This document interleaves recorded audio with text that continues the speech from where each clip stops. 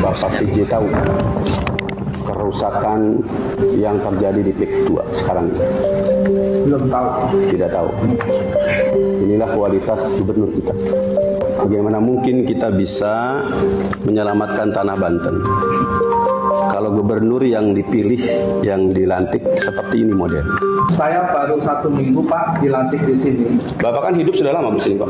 Di Indonesia sudah lama kan hidup. Pagar itu mengganggu sekali ya, saat ini gitu kan. Kalau kemarin-kemarin belum, karena pagarnya kan masih belum tebal ya.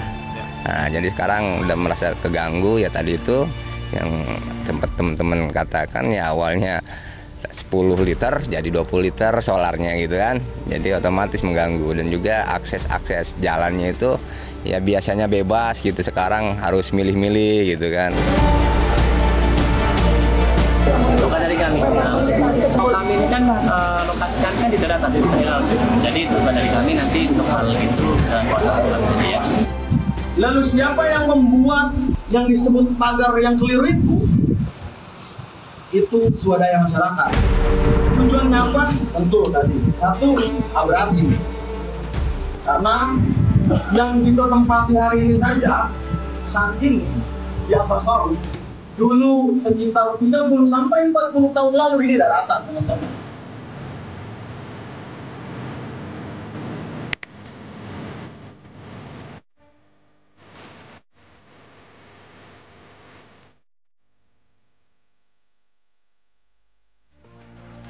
Selamat malam pemirsa, ini menghebohkan kita semua, pagar misterius. Kenapa kami menyebutnya dengan diksi misterius? Karena sampai sekarang masih simpang siur, meskipun ada pihak yang mengaku memasang pagar bambu setinggi 6 meter, dan yang fantastis adalah luasnya. Awalnya 7 km, 12, dan yang terakhir 30,16 km. Terbentang di pesisir Tangerang. Bahkan sekarang bukan hanya di Kabupaten Tangerang, tapi juga ada 8 km di Bekasi. Siapa dalangnya? Itu dia, kalau kita lihat yang di wilayah Tangerang saja, kalau ditarik garis lurus tuh Andrew, itu panjangnya ibarat dari Monas sampai ke Tambun, Bekasi. Bayangkan sepanjang itu, bahkan dalam kurun waktu 5 bulan terakhir saja, pembangunan dari pagar laut ini bisa mencapai 4 kali lipat. Pertanyaannya sampai sekarang, siapa kemudian membangun? Ada 2 klaim, ada 1 nelayan yang kemudian mengklaim ini merugikan kami, menghambat aktivitas kami, mengurangi penghasilan ikan kami. Tapi di satu sisi, ada yang mengklaim kan Andrew, ini swadaya masyarakat. Ini mencegah abrasi, ini menghindari bencana tsunami. Nanti akan kita bahas lebih dalam hanya di Catatan Demokrasi. Tapi malam hari penampilannya kayak lebih cerah. Studio juga segar banget ya Maria. Suasana baru di Catatan Demokrasi, lebih segar. Dan juga seperti tampilan Andrew dan juga saya malam hari ini yang elegan menggunakan pakaian dari BHS. Batik Jacquard, BHS. Terima kasih BHS. Kami melibatkan supaya fair malam hari ini ada pihak nelayan. Kita kenalkan terlebih dahulu, dan juga bersama mahasiswa dari Swins.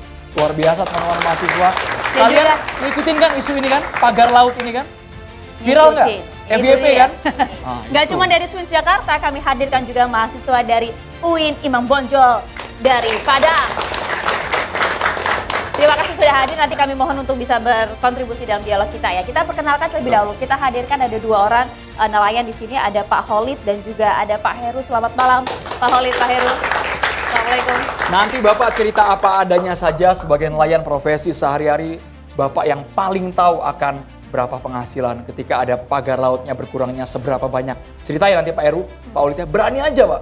Di panggung kita berani aja. Emang siapa apa yang adanya? takut sih Andrew? Kira-kira kan saya nggak tahu kan. Takutnya ada yang neken pihak luar, kami berharap apa adanya. Buka-bukaan saja Pak ya malam hari ini. Oke, kalau gitu langsung saja kita juga akan perkenalkan narasumber kami satu persatu sudah hadir bersama dengan kami. Ada yang cantik jelita, ada Mbak Susan Herawati selaku Sekjen Koalisi Rakyat untuk Keadilan Perikanan atau Kiara. Selamat malam, silakan disapa Mbak.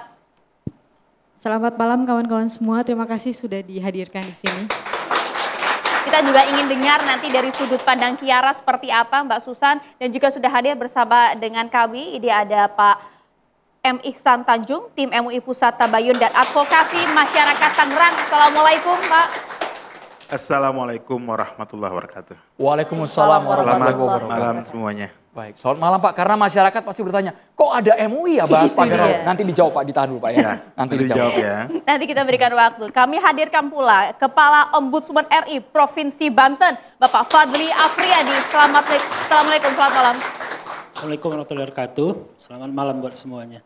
Baik, terima kasih banyak Pak Fadli. Kami juga menghadirkan Ketua Umum BKN, Gus Rofi Muklis. Rofi Muklis. Selamat malam, Assalamualaikum adik-adik mahasiswa, mahasiswi Jatiwaringin ya, swing, betul. Dan bapak-bapak nelayan, mudah-mudahan kehadiran jenengan bisa menjalin silaturahmi. Terima kasih. Terima kasih banyak Pak Rofi Muklis. Kami juga menghadirkan ada pengamat sosial dan budayawan, Mas Irfan Wesi. Assalamualaikum warahmatullahi wabarakatuh. Moga acara ini bisa membantu untuk national character building, membangun karakter bangsa. Amin. Mantap, betul Pak. Kita tunggu Harapan Pak ya. kita. Kami juga menghadirkan ini yang jadi sorotan juga. Karena yang kami kaget loh Mas, yang pasang badan.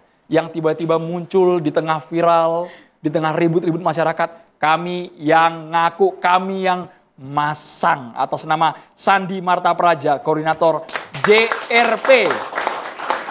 Selamat malam Mas Sandi. Baik, bismillahirrahmanirrahim. Assalamualaikum warahmatullahi wabarakatuh. Waalaikumsalam warahmatullahi Hidup wabarakatuh. rakyat. Baik, tadi perlu diluruskan ya teman-teman ya. Nanti kita berikan waktu ya Mas sabar, ya. sabar. Tenang Mas, Mas Sandi tenang. udah mau ngegas duluan ini. Sabar Mas Sandi. Kami juga menghadirkan agar ini objektif, berimbang juga dari pihak pemerintah. Ada staf khusus Menteri Kelautan dan juga Perikanan. Bapak Doni Ismanto Darwin, semoga bisa bergabung segera dengan kami. Karena kami heran Pak, ini sudah terpasang dari Agustus 2024 sampai dengan awal tahun 2025. Kok baru sekarang riak-riaknya Pak? Berbulan-bulan kemana saja? Pemerintah tahu nggak ada yang masang itu? Apakah dipasang malam-malam? Nah, ada yang ngasih honor buat masangnya ya? Kalau 30 km sih nggak mungkin dalam waktu singkat kan Andro? Nggak mungkin. Itu orang satu atau banyak orang? Nggak mungkin juga kan ya? Nah itu dia, kita coba tanya langsung. Pak Holid, bagaimana sebenarnya Pak? Anda kan salah satu nelayan yang mengaku terdampak dengan adanya pembangunan ini. Silakan Pak. Ya terima kasih. Mungkin ini saya akan cerita terkait pengalaman ya, empiris ya. Ya saya pikir ini bukan apa namanya hal yang gaib gitu kan. Atau misalnya apa namanya tuh kalau kata... Klinik. Bukan. Apa tuh Pak? Artinya masa sejenis bentuk yang terindra kok pada nggak tahu gitu.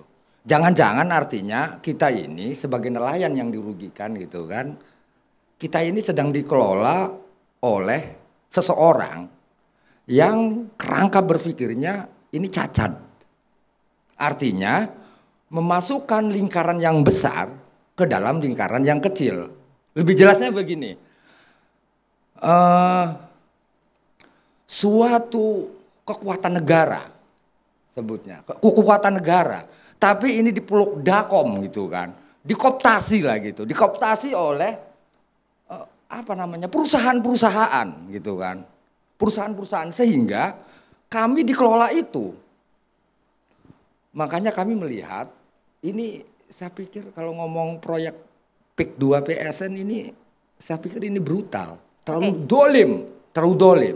Kalau Pak Holid ini termasuk yang diuntungkan atau dirugikan dengan adanya? Atau dirugikan. Kalau misalnya saya adalah orang yang diuntungkan, berarti tergolong saya ini orang yang berpikirnya minha. Minha itu setengah dari 100 PA. Kalau saya sebagai warga nelayan, warga petani, kemudian ada proyek PSN PIK 2 yang di PSN ini adalah misalnya diuntungkan, ya saya anggap saya ini nggak normal. Sebentar Bapak, sebelum kita menuding perusahaan atau Bapak tadi sudah secara gamblang menyebutkan PIK 2, kami ingin tahu, ini kan berbulan-bulan. Iya. Berbulan-bulan, apakah betul pendapatan tergerus? Karena di satu sisi ada nelayan lain yang bilang, memang kami yang memasang inisiatif. Jadi nelayan yang mana yang kami percaya Bapak? Ya, kan kita punya cara berpikir rasional. Masa sih nggak bisa ngebaca mana yang ngaco, mana yang enggak? Wong saya aja nelayan bisa kok. Saya nelayan bisa melihat mana yang benar, mana yang salah. Dibangun untuk memecah ombak, untuk mengatasi abrasi. Maaf ya, Pak Holid. Saya pertama berpikir, oh ini untuk budidaya rumput laut. Saya pikir ini juga bukan metodenya seperti itu. Saya mencoba berpikir untuk jadi nelayan sero. Nelayan sero itu adalah perangkap ikan yang harus memasang bambu-bambu yang panjang, kemudian ada waring di bawah, kemudian ada apa namanya sebutnya jeratan ikan di situ. Ternyata saya amat-amati ini juga bukan sero. Kemudian untuk apa namanya rumpon udang, saya lihat itu juga bukan metodenya gitu. Rumpan udang, Pak? Rumpon. Rumpon, ini istilah-istilah lain juga perlu Bapak sederhanakan Pak ya, Iya. supaya publik tahu. Rumpon, Pak, ya? kalau rumpon pasti tahu. Oke. Apalagi KKP, tahu. Ya saya lihat rumpon ya juga bukan. Wah, jangan-jangan ini buat budidaya kerang hijau. Ini udah positif thinking banget. Iya, ya? saya positif, belajar positif terus gitu kan. Gitu kan. Nah, saya lihat budidaya kerang hijau juga bukan seperti itu modelnya. Kalau misalnya ada yang mengatakan, saudara Sandi mengatakan, oh ini beruntung buat masyarakat, ternyata ditumbuhi kerang hijau. Ya jangankan bambu, kelapa juga kalau ditancapin lama-lama mah ditumbuhin kerang hijau. Cuman budidayanya nggak model begitu. Gitu. Karena saya juga pembudidaya gitu kan. Lah kemudian saya berpikir positif terus, nggak ketemu. Nggak cocok dengan apa yang saya lihat pagar-pagar yang ada di laut ini yang merugikan saya ini nggak cocok kata saya. Akhirnya saya berpikir, wah kalau saya lihat dari atas kok seperti tambak.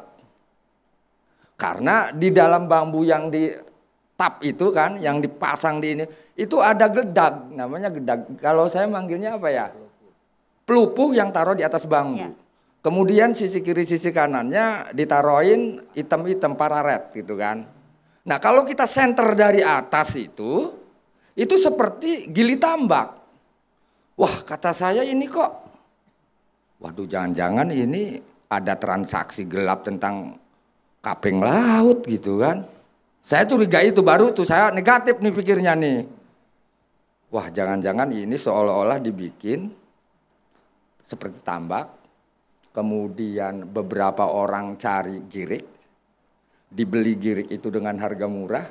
Diganti nama saya anggaplah kan gitu. Kemudian udah saya siapkan di BPN.